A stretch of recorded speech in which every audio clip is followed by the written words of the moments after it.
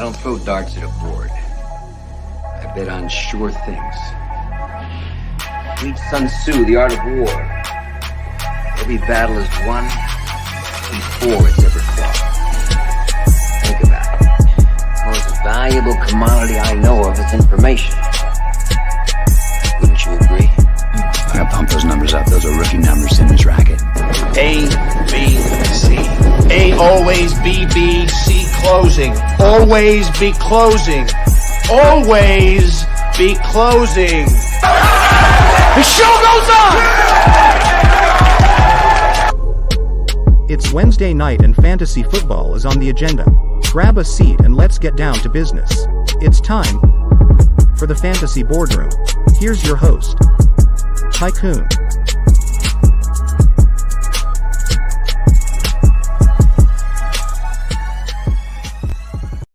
And welcome. It is showtime. I am your host and fantasy CEO Tycoon with you as always. Welcome to the Fantasy Boardroom. It is my great regret to inform you that after last week's Halloween horror show, week 9, not much better. We're after Halloween. Some are already getting into their Christmas movie viewings. And if any of you are familiar with Home Alone 2, there's a scene where Kevin gets into a cab there in New York City. Says, "Oh, it's scary out there." And this big, ugly, freaky-looking cab driver turns around. "Ain't much better in here, kid." So that's kind of what week 9 did to us, and we are all Kevin. Woof. So the theme of tonight's episode is continued volatility.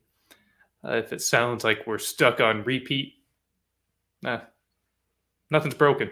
Your feed's working just fine, but the fantasy performance of our highly ranked, highly regarded players continue to be upside down.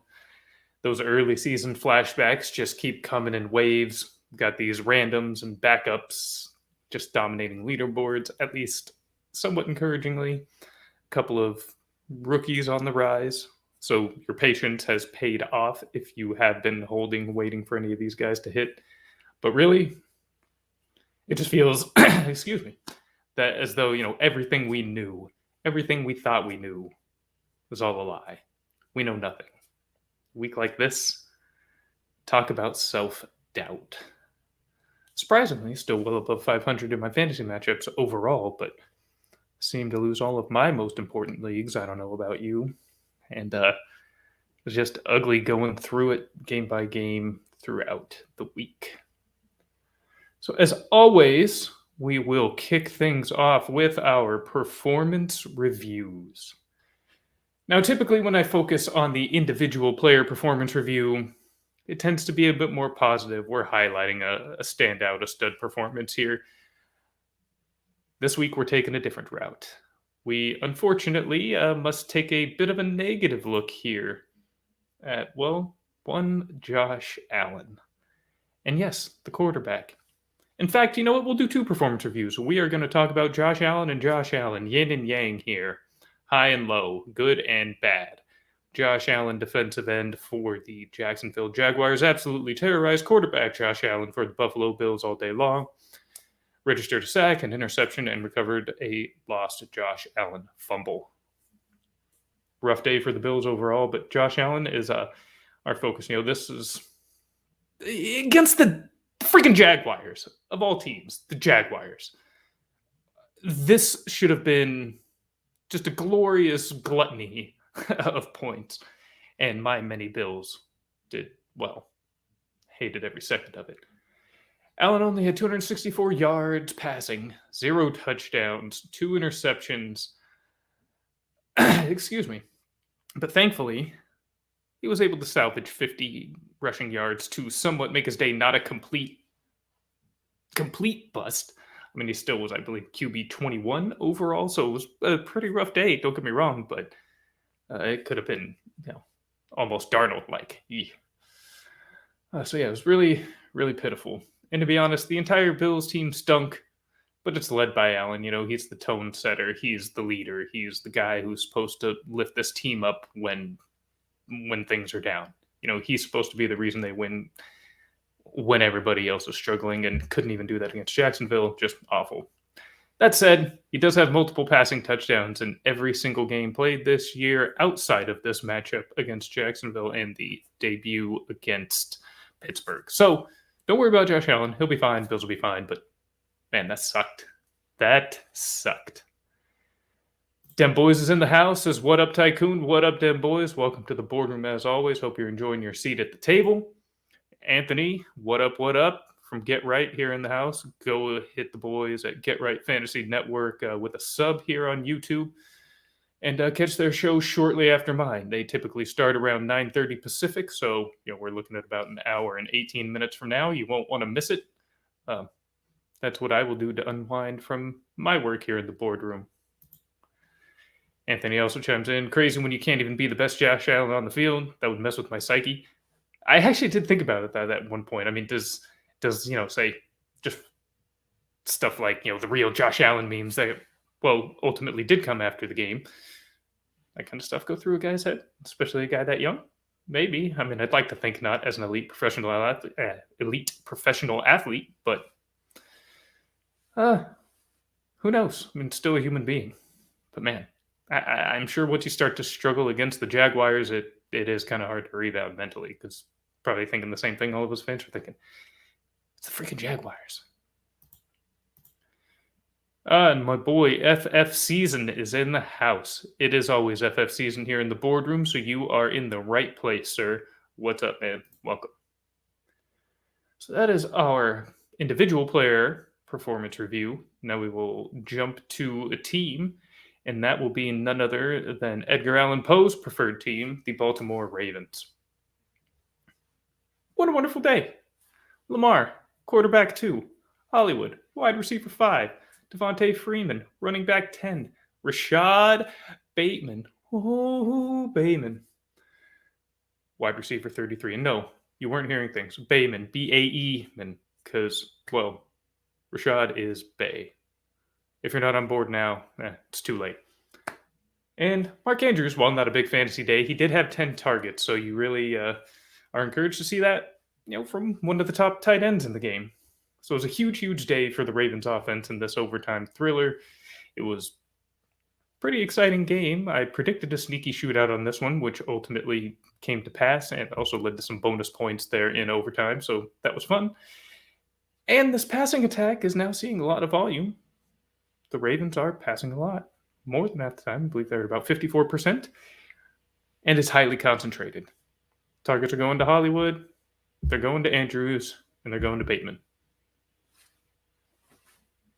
Bateman, we will talk about later. But ultimately, great day for the team fantasy-wise. Pulled out a key win against Minnesota. Got it done in overtime, despite the immediate interception in overtime from Lamar. And they just rolled along. Very fun team. Very fun to watch. Freeman is actually playing pretty well as the lead back, as Latavius is hurt. And obviously every other running back that they've had on the team this year. So make sure you have a piece of this offense. And make sure you're watching the Ravens games. These are fun. Lamar is fun. Leads the league in fun. Well, pretty close to it. And yes, just in case anybody is an Adam Shine listener, I did steal that, Adam. If you ever happen to see my show, I'm not trying to steal you, but I love that phrase. Lead the league in fun. He's at least on the leaderboard of fun, Lamar Jackson is. Don't miss the show. And we will close out performance reviews with a positional look, this at the running back position. Now, the reason I chose running backs this time is because it is the position that resembled the closest thing to normal this week. Apart from seeing the top 3 tight ends, they're at the top of the leaderboard of tight ends until Pat Frymuth came along.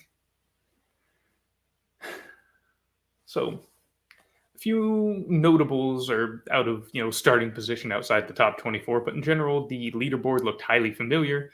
We had JT at RB2, we had Nick Chubb there at RB3, Joe Mixon, RB4, Alvin Kamara, RB6, CPAT, yes, he counts as being expected to be at the top these days, Patterson, RB7, Melgo at RB8, Najee, RB9, Cook, RB13, McCaffrey, RB15, so A lot of names you know, not a lot of names you love, a lot of names you want to see there at the top of these leaderboards.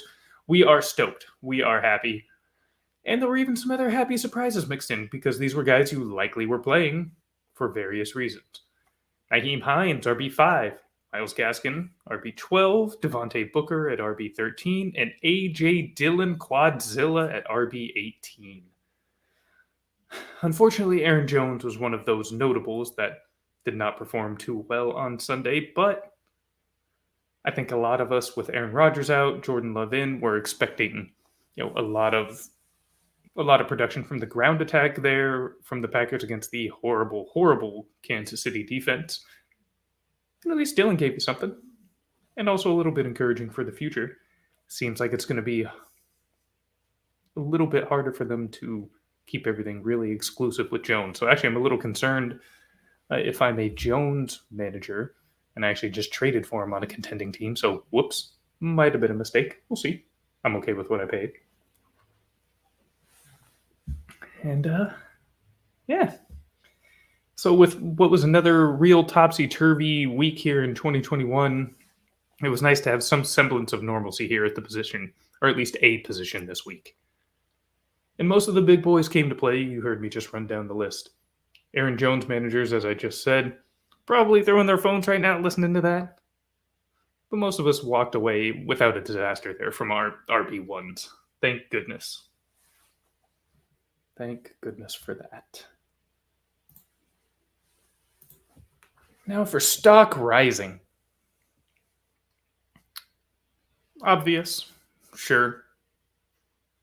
But you can't ignore what's happened. So we're going to start with Elijah Moore. Elijah Moore of the New York Jets. Yes, that is right. Now showing signs of life the previous couple of weeks, he really broke out here week 9, Thursday Night Football, with a combination of Mike White, everybody's favorite quarterback, America's quarterback, Mike White, and the unheralded longtime backup Josh Johnson. Now, his ascending usage over the previous 3 weeks and ascending performance and production, highly encouraging. He should be rostered in most leagues. He's probably in the 30% range owned, I believe I saw last night when I was checking my waiver wires. So you should definitely be grabbing him. And it doesn't really matter who's playing quarterback. I don't care if it's Mike White for several more weeks, if they prolong, Wilson's recovery time, or if Wilson's back in there in a week. Go get Elijah Moore. Again, it seems kind of weird to put a player like this in the stock rising category, in the stock rising group, but it's appropriate. And that is one Christian McCaffrey. Yes, McCaffrey. Having already been injured this season, injured early for several weeks again, just brings back nightmarish memories for many fantasy players. So, of course, in general, temperature's down on Christian McCaffrey. Now, most that are level-headed understand that when he comes back, he'll be fine. I mean, he's friggin' Christian McCaffrey. Others are concerned that he is still going to get hurt again. You can't trust him, blah, blah, blah, blah, blah. Well, I'm here to tell you there's never a doubt. Even in a snap count in his return from injury, he still provided us with the RB performance, or RB15 performance overall. So in his limited duty, there was nothing to be worried about. And there's not going to be anything to worry about as soon as he's back to a full workload here in short order. So no worries about playing and moving forward. Not that you were ever going to leave him on your bench or anything, but you really don't need to worry. And if you were worried about trying to move him, don't. Just keep him. If you traded for him while he was hurt, awesome by you. Christian McCaffrey, stock rising. Dem boys, Jones is done being a top 10 running back, unfortunately. Going back one section here. Quadzilla for real. I mean, Jones is still good enough. I think he can still pop with top 10 weeks with regularity, at least for now. I mean, he's got the deal as well. I'm not going to write him off so quick just because he is such a talented player. But it's a concern, I'm not going to lie. It really is a concern. Dillon isn't going away. I was a big Dillon doubter, but this season he's looked really good when he's been running. What can I say? He's not Aaron Jones, but he is good. Next in our stock risers would be Justin Fields. Did you see him on Monday night? He may still have some fantasy use for us after all this year. His play is continuing to improve on a weekly basis, which is fantastic to see because he looked like straight booty water earlier in the year. Some of it due to him, some of it due to his inexperience, simply being a rookie, horrific coaching, and situational awareness on the part of his head coach. So he's been in a bad situation, having coach call bad plays, playing with bad players, and playing badly himself. Those things seem to be turning around. David Montgomery is now healthy. That's nice. He looked pretty good as well on Monday against Pittsburgh. And Justin Fields was Pro Football Focus's #1 rated passer in all of Week 9. Go figure. Against what is not a fantastic Pittsburgh defense, but certainly a good one. What can you say? It seems like he's starting to figure things out a little bit, and it's nice to see. I mean, I hate seeing these young QBs struggle when they do. Typically, there's going to be a learning curve. It's going to happen. That's simply just how it works for most players. So, with that said, I'm not quite ready, to trust him in my lineups just yet. Superflex, a different story. There's probably not 23 other quarterbacks every week. You're going to be willing to, or let's see, it's going to be the other way around. 8 or 9 quarterbacks you're going to be willing to put below him. So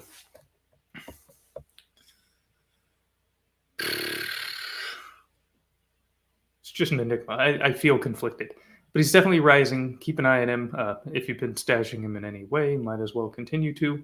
But it does seem that he is starting to figure things out here on the NFL level. Fantastic. Keep an eye on him. Arrow pointing up for Mr. Fields.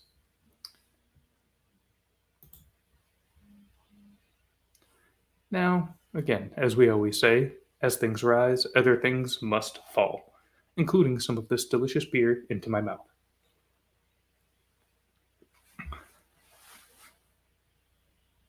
This one hurts really bad. I don't want to say it. I'm kind of stalling. Still stalling. Shit. DJ Moore. Arrow is undoubtedly pointing down, and it sucks. A guy with all the talent in the world, I consider him a top 10 at worst wide receiver in reality, has just... So Darnold stinks. Sam Darnold stinks. I was wrong. I'm so sorry. I'm dumb. I'm clown. I'm idiot. What can I say? Darnold did not figure it out. Even Joe Brady, Matt Rule, and the talented players around him can't save Sam Darnold. But Sam Darnold can kill them on his way down. And that's exactly what he's done to DJ Moore. After correctly, appropriately, and beautifully heavily targeting DJ Moore early on in the season, that's gone away. His accuracy when thrown towards him has been awful of late. And there's just nothing there for DJ Moore right now. Now you might think, Sam Darnold, shoulder injury, out for several weeks. May not ever come back to that position for the Panthers, that is. PJ Walker steps in.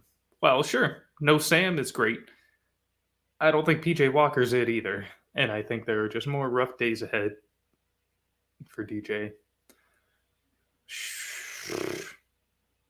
Devastating, just this season. Especially for all my favorite wide receivers in general. I've actually been pretty good at other positions. But man, my favorite wide receivers have just been getting crushed. The return of Christian McCaffrey is going to help, though. I mean, they're not going to be able to bracket the coverage or put double coverage, things like that on DJ Moore the way they have been as well lately. So it's maybe that'll open things up a little bit, having the threat of McCaffrey around. Maybe Walker is going to need to lean on him. But man, it's really hard to be really excited about who is one of my absolute favorite players in DJ Moore. Just brutal. Yeah, Anthony, way shocked. He can't believe he just heard me say DJ Moore is on the stock falling list, but I don't, in season, I'm not talking as much about core principles and, fundamental ideas that we make our decisions with during the, as we go throughout the season. Maybe I should talk about that a little more even throughout the season, but Something truly critical is to not get stuck in take lock. Do not be so fixed on a position or a take, especially in the name of simply being right, that you do things to your own detriment. In the past, I've certainly been guilty of it. I mean, you want to, it's fantasy football. So much of this is driven by ego. We're here to beat each other. I mean, it is what it is. It's a competition. It's fun. So we want to be right. We want to be able to go back to what we said all offseason or some bold proclamation we made there early on in the year. For me, after 3 weeks, after an offseason of saying, get Sam Darnold, get DJ Moore, yeah, it felt pretty damn good to be, in that position. And look where I'm at now. So, again, you can't be stuck in your position. You have to be open to new information, absorbing information, analyzing the information, and then applying the information. And in this case, all of the developments and new information that has come our way, every piece of evidence that we've seen on the field, everything we've heard from the coaching staff, and what the production says is that DJ Moore's arrow is undoubtedly pointing down. And there's no way for me to deny it without being an absolute clown. So if you have DJ Moore, you will not get fair value for him trying to trade him the rest of the way. So simply hold him. You probably have better receiving options several weeks moving forward, maybe not every week. So it'll be worth keeping for depth, though. I mean, he's a guy you still want to have, I guess, but would not be relying on him as an anchor in your lineup for the rest of the year, in all likelihood. And, I mean, again, I feel like I just keep reaching for obvious ones here, but Patrick Mahomes is our other faller. Who'd have thought, here in the middle of 2021, coming off of his second consecutive Super Bowl appearance, in another MVP-level season, that we'd be sitting here saying, Patrick Mahomes, stock falling. In no way am I telling you to sell Patrick Mahomes, trade Patrick Mahomes, anything of the like. Quite the opposite. Go get him if somehow whoever rosters him is scared. But the fact that, again, he's undeniably in this position, that's, you cannot question that he's been struggling this season, and particularly as of late. Over the last 2 weeks, Josh Johnson has outscored Mr. Mahomes, and Josh Johnson has played 3 quarters of football.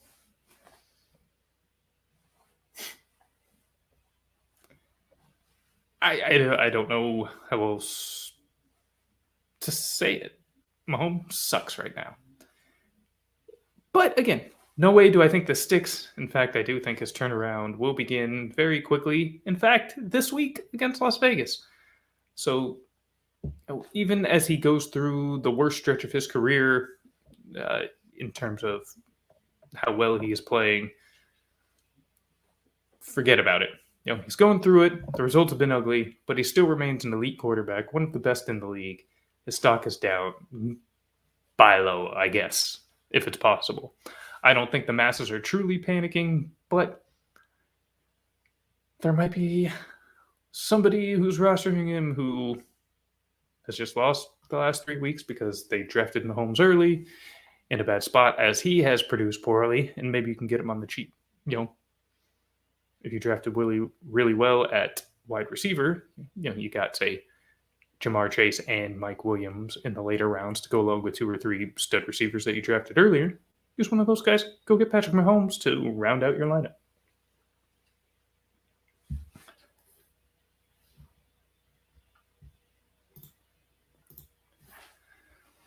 Now let's get back to a more positive note, a more positive topic. Our employee of the week. Our employee of the week is shocking, I know. But it's James Conner. Number one, screw James Conner for what you did to the 49ers. Unforgivable. Absolutely terrible. The 49ers should be just as ashamed, but whatever. I'm going to blame you too. Ugh. However, tremendous day in real life. Tremendous day in fantasy. I mean, taking advantage of the injured Chase Edmonds. He did start the game, but was injured early on. And of course, also taking advantage of just an unprepared and overwhelmed 49ers team. Connor galloped his way to 96 yards rushing, had 77 yards receiving, off of 5 receptions, and scored 3 freaking touchdowns. 3. In what I would say was a dominant performance. Pained me to watch as it happened. But what can you say? You got to give the man his due. His number was called, and he produced damn near every time they gave him the rock on Sunday. So, Employee of the Week is James Conner. We're not going to reflect on it much because it just hurts to talk about. But James Conner, Employee of the Week. Edmonds is out with a high ankle sprain, so he'll be out at least a few weeks. Expect RB1 production, top 15 production or so from Edmonds from Conner until Edmonds is back. Just give him a round of applause for the 40 burger this week. Way to go, Conner. I only have you on one team, so it didn't really help me much, but hey. What can you say? Them's the breaks. It was week 9. It was awful. So we turn our focus to recruiting. Some simple ones. Again, somewhat obvious. First and foremost, you know him, you love him. You may have picked him up already, but probably dropped him again. Dearness Johnson, running back, Cleveland Browns. There are probably a lot of teams that actually didn't drop him following, Nick Chubb's original injury and original missed game. However, on the off chance that whoever did place him back on waivers, make sure you went and picked him up. Chubb is on the COVID list. Demetric Felton is on the COVID list. Kareem Hunt is still injured, so Dearness would be the guy. Dearness will go to town, get that movie cover meme going, and you definitely want him. Now, Chubb could be back for Sunday. It's possible. He is vaccinated, so he just needs to have 2 negative tests 24 hours apart, which at this stage, Wednesday evening, is still possible. Say he tests negative tomorrow and Friday, he could be good to go. Who knows? But I would take my chances on burning a roster spot and, given the end of your bench there back to Dearness. Another running back I would look to pick up, just a simple lottery ticket, but I thought he looked the best of the 3 when given opportunities on Sunday night. And that is Deontay Foreman, running back, Tennessee Titans. Now, again, don't expect the moon. This is most likely going to be, I expected only a 2-headed, but now 3-headed timeshare for Tennessee. But Foreman is the one who seemed to have the most pop, found the most holes, looked the best at any time he was given rushing opportunities. So I would definitely just take a stab at him in what is a somewhat light waiver wire week in terms of available, useful players.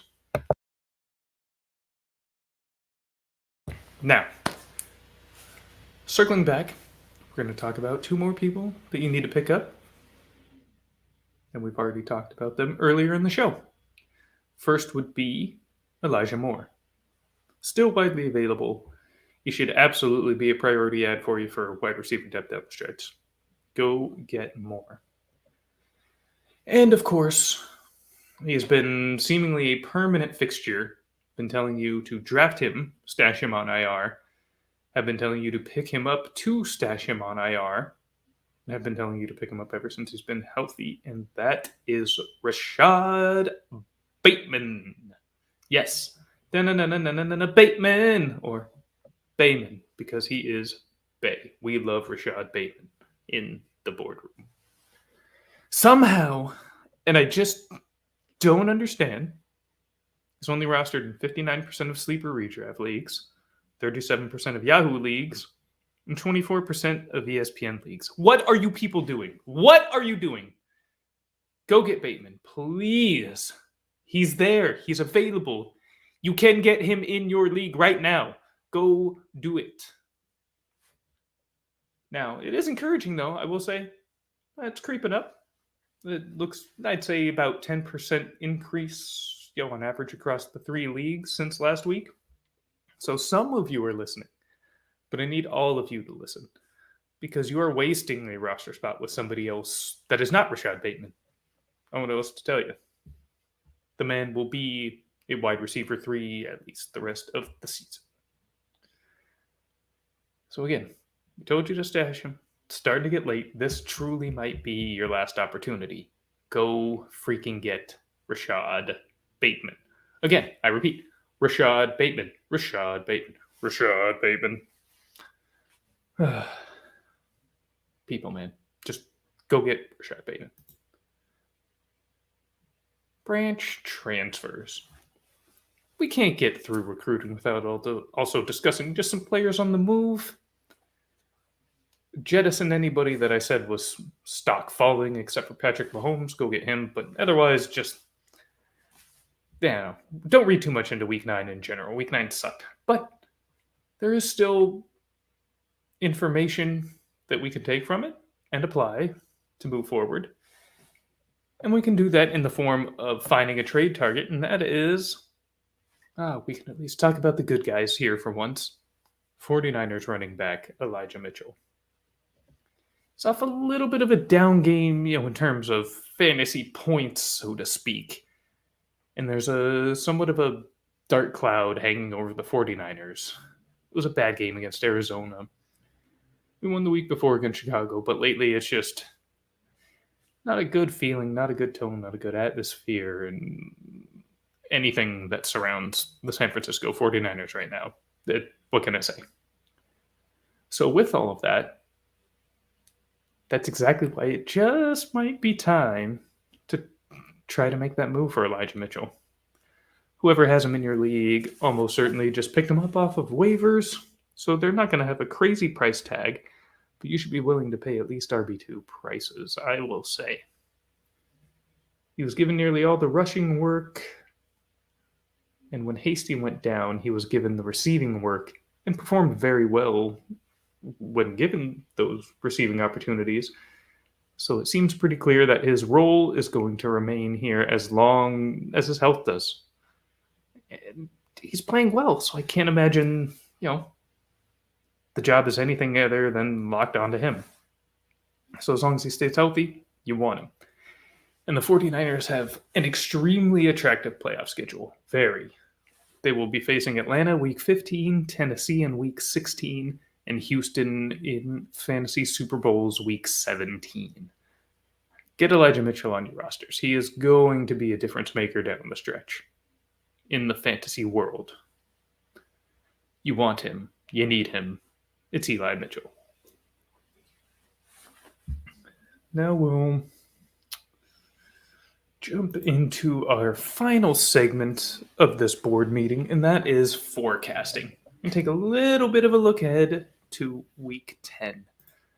Because I'm really sick of week 9 and just wanted to get through that. Week 9 was the worst. So I think our game of the week, for a few reasons, is Seahawks-Packers. Now, the Seahawks aren't very good. But there are storylines here. There is fantasy relevance here. This is where we want to have our eyeballs. We have Wilson's return. We have Rodgers' potential return.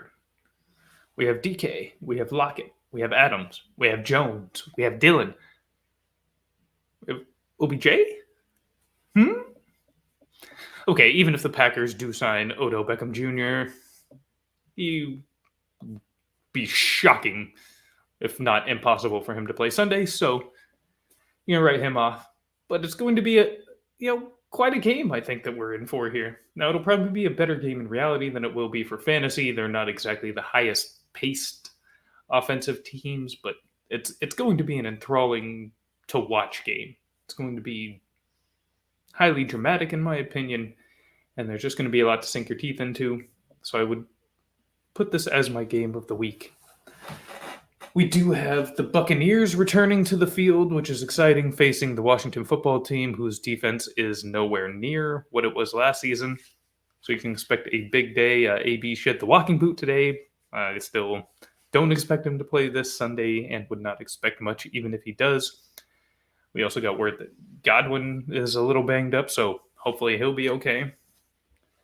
Falcons and Cowboys could be a sneaky shootout game, in my opinion. Keep an eye on that one. Titans Saints, again, could be a little bit of a sneaky high-scoring game there. Fire up the usuals. Jaguars Colts. fire up all your Colts. I do not see 2 consecutive very strong efforts from Urban Meyer's Jacksonville Jaguars coming, especially in Indianapolis. And skip the Thursday night game. My mistake. Ravens at Dolphins. We'll see if Tua's in there. Whatever if he is, whatever if he isn't. I just want to see the Ravens do their thing. Obsessed with that team, especially in the fantasy aspect right now. So we'll have the Lions and Steelers. Oof. The Steelers got to be the ugliest to watch 5-3 team in the history of football. The Lions are 0-8, appropriately a very ugly team to watch outside of our boy. So we will be paying attention because we love DeAndre.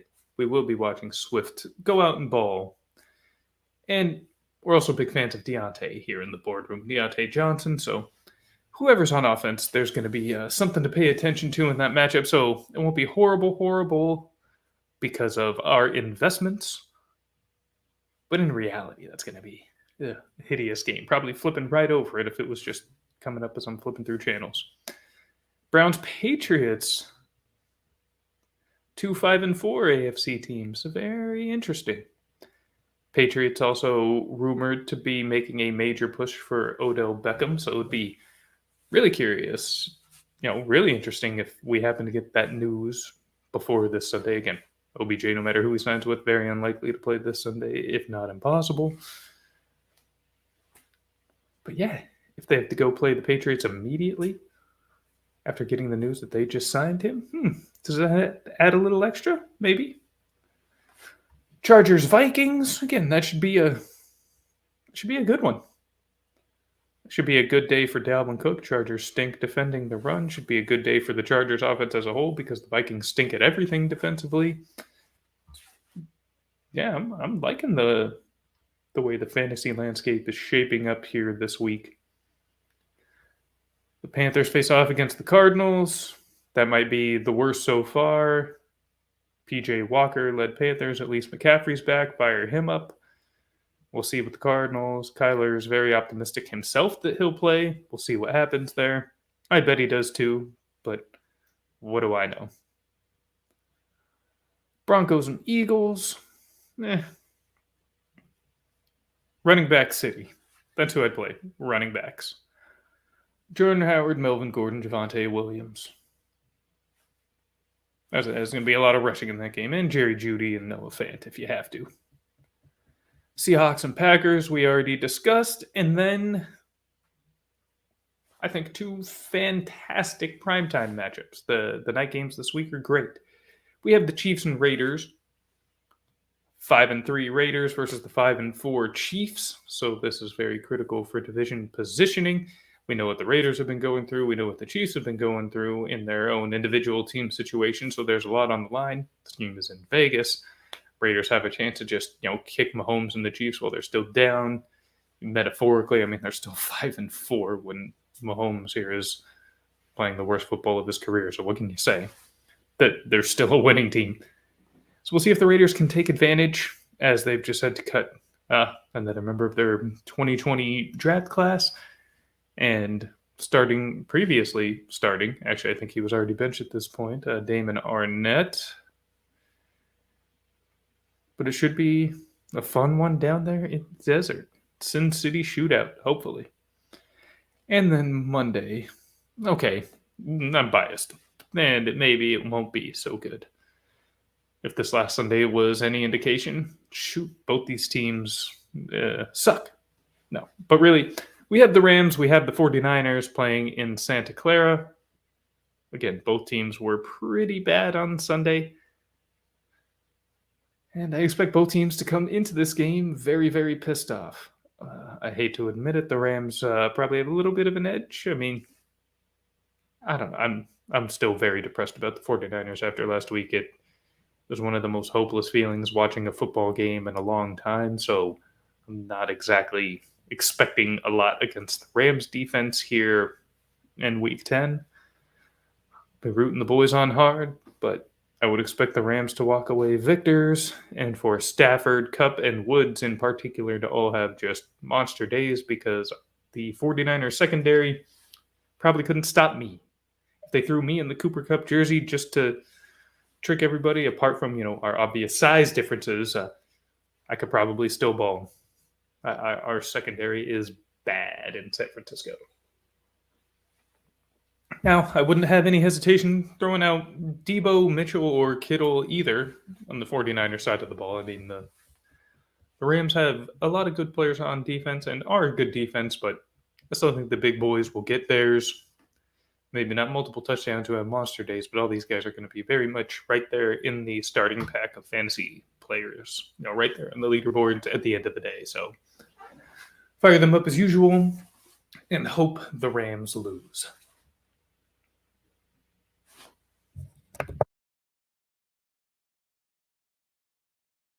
Hard to control this one. There we go.